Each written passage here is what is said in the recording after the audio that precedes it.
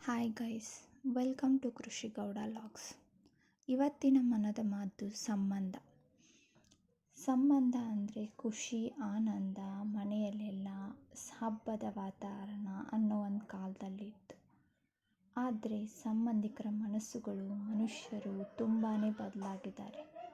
ಸಂಬಂಧಿಕರಂದರೆ ಸಡಗರ, ಸಂಭ್ರಮ ಅನ್ನೋ ಕಾಲದಿಂದ ಹಣ, ಆಸ್ತಿ, ಐಶ್ವರ್ಯ ಅನ್ನೋದಾಗಿದೆ. ಸಂಬಂಧಗಳಂದರೆ ರಕ್ತ ಸಂಬಂಧಿಕರೇ ಆಗಬೇಕಂತೇನಿಲ್ಲ.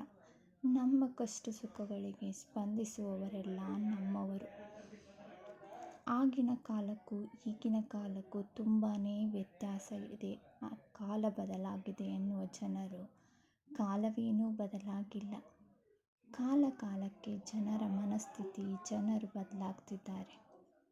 ಹಣ, ಆಸ್ತಿ, ಐಶ್ವರ್ಯದ ಮೇಲೆ ಸಂಬಂಧ ನಿಂತು ಹೋಗಿದೆ. ಸಂತೋಷ ಎನ್ನುವುದು ಸಾವಿರಾರು ಖರ್ಚು ಮಾಡಿ 10 ಊರು ತಿರುಗಿದರೆ ಬರುವುದಿಲ್ಲ.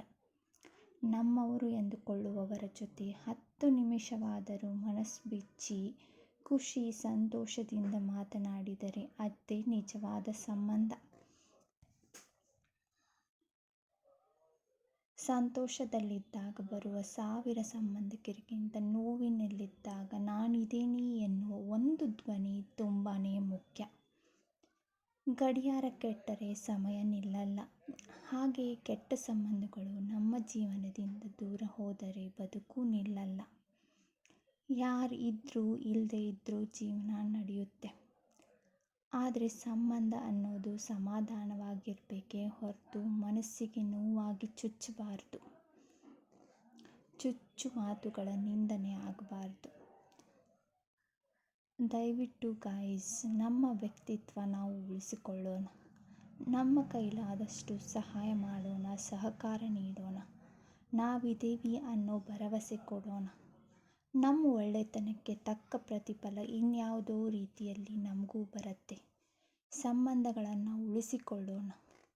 ಒಂದಲ್ಲ ಒಂದು ರೀತಿಯಲ್ಲಿ ಯಶಸ್ಸಿನ ಹಾದಿಗೆ ಸಂಬಂಧ ತುಂಬಾ ಮುಖ್ಯವಾಗತ್ತೆ. ನಾಳೆ ಎಲ್ಲವೂ ಹಣ, ಆಸ್ತಿ, ಐಶ್ವರ್ಯವಿದ್ದಾಗ ಕಾಣಲು ಯಾರೂ ಇರುವುದಿಲ್ಲ. ಹಾಗಾಗಿ ಸಂಬಂಧ ತುಂಬ ಮುಖ್ಯನೇ ಜೀವನದಲ್ಲಿ. ದಯವಿಟ್ಟು ಈ ವಿಡಿಯೋ ಇಷ್ಟವಾಗಿದ್ದರೆ ಲೈಕ್ ಮಾಡಿ, ಶೇರ್ ಮಾಡಿ, ಸಬ್ಸ್ಕ್ರೈಬ್ ಮಾಡಿ. Thank you.